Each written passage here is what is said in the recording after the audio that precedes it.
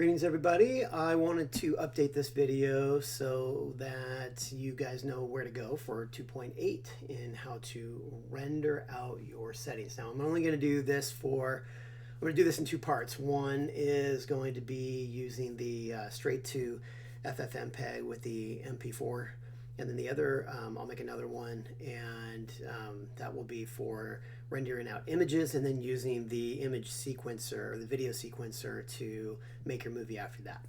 So let's get started. First thing is I want to make sure that in my output settings, this is a little one that looks like the printer there, that the default setting of 100%, I don't need that from you guys. I need about 50%.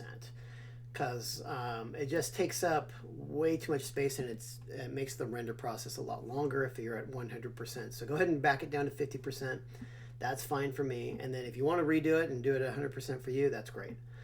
The other thing is we need to add a video tab. You'll see up here in the very top, we don't have anything for rendering out using the video sequencer. So what I'm going to do is I'm going to add, click the little plus button there, and then choose video editing and video editing. And what that's going to do is bring up a new tab called video editing, and it gives us all these tools that we can use to be able to render out our video. Over here on the right hand side is what we want to be looking at. So again, I have there's my 50% again. I also want to make sure that my output is going somewhere where I know where it's going to be. So the key here is I like to put all of my documents in documents. It's kind of a natural place to put it. And then I have a Blender files. And then if you want to give it a name, you can actually name it right here. So I could say sky, whoops, let me undo that. Undo. Okay, you have to click twice. You don't want to overwrite that. So sky, and then it will automatically put the extension on there that I need. Well, what I need is I need a video file format of FFmpeg.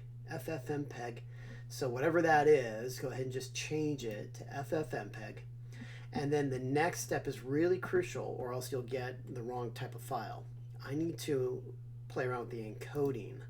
The encoding just tells Blender like what kind of video file do I really want. And right now it's going to be an MKV, which is not what we want. We want an MP4, which is MPEG-4. So go ahead and click on MPEG-4. And that should give you the right settings for what we need as an MP4 file. Okay, from there, all you're going to do is you're going to click the render animation button, and you're going to be done. So up here in the upper left corner of your screen, you'll see render, and then render animation. So go ahead and click that, and you should get a little window here that pops up, and it's going to go ahead and render out your video in all the frames that it needs to do that. So I'll let this go ahead and finish, and then I'll come back and I'll show you what it's going to look like. Okay, so the video has finished. I'm going to now go to my files to see what that looks like. So I can actually look over here, and I can see in my documents, and I put mine in Blender files, and guess what? There is my file. So what I can do is then that's the file that I can actually upload to MyConnect. So there you go. It's already created and it's good to go. I'm gonna show you now in the next video. I'll show you how to do it using the individual images and put that into the video sequencer. Okay, that's it for now. Thanks. Bye.